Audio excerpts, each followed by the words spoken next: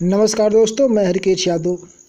काफ़ी समय बाद हम आप मिल रहे हैं और इसीलिए हम आपका अपने YouTube चैनल पर स्वागत करते हैं। मित्रों, आज हमारा टॉपिक है जिस पर हम बात करने वाले हैं वो है प्रेम दर्शन।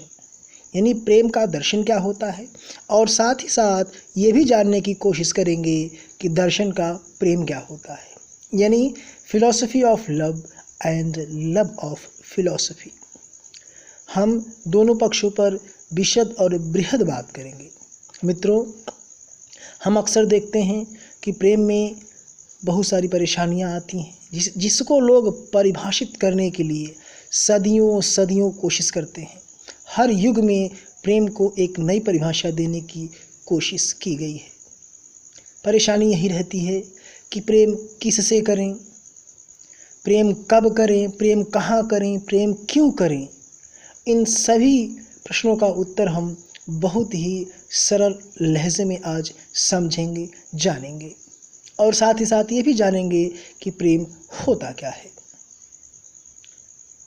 हर आदमी की ज़िंदगी प्रेम के पनघट पर एक बार ज़रूर स्नान करती है, भले ही वह प्रेम स्नान अधूरा ही क्यों न रहे। अंधेरा सदा रहा है और सदा ही रहेगा। ठीक उसी प्रकार से प्रेम का अधूरापन भी सदा रहा है और सदा ही रहेगा। आप अपने प्रेम को चाहे कितना ही पूर्ण क्यों न कर लें, वह सदैव अधूरा ही रहता है। प्रेम कभी कंप्लीट ही नहीं होता, प्रेम कभी पूर्ण ही नहीं होता। कभी कभार हम ऐसा भी समझते हैं कि यदि प्रेम को हम शादी में परिणित कर दें तो प्रेम पूर्ण हो जाता है। जी बिल्कुल नहीं, यह हमारे मन का सिर्फ और सिर्फ भ्रम है, अज्ञानता है, हमारे मस्तिष्क का अंधेरापन है। प्यारे मित्रों, अंधेरे का युग कभी ख़त्म नहीं होगा। अतीत के संबंध में अक्सर भूल हो जाती है। कारण कुछ भी हो या आप कुछ भी कारण स्थापित कर लीजिए, परंतु स्पष्ट कारण यही है कि अतीत को अतिशयोक्ति का चादर पहना दिया जाता है, जिससे या तो अतीत बहुत बुरा हो जाता है या फिर बहुत अच्छा प्रतीत होने लगता है। अतीत का वास्तविक स्वरूप हमारे सामने बहुत ही कम प्रकट हो पाता है या परिलक्षित हो पाता है। इन सारे बड़े पुरुषों का हम आदर और अनादर भी इसी आदर्श अतीत के कारण ही करते हैं। प्रेम की इसी आदर्श अवस्था की इकाई का एक अहम हिस्सा है। प्रेम और अंधेरा दोनों में समानता क्यों होती है? मैं कहता हूँ अंधेरा और प्रेम दोनों में काफ़ी समानता है, और है भी तो आखिर कैसे। ये बात आपके मन में कौंध रही होगी, पर सत्य यही है कि दोनों में गहरा संबंध है। अतिशयोक्ति के बगैर समस्त वस्तुएं अस्तित्वहीन हो जाती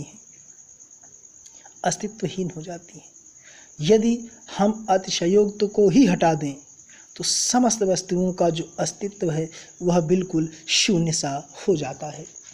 ठीक प्रेम का अस्तित्व ही इसीलिए है कि इसमें कल्पना और अतिशयोक्ति की साझी विरासत है।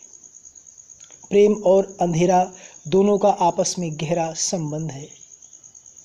अंधेरा होते ही खामोशी की वैतरणी बहने लगती है।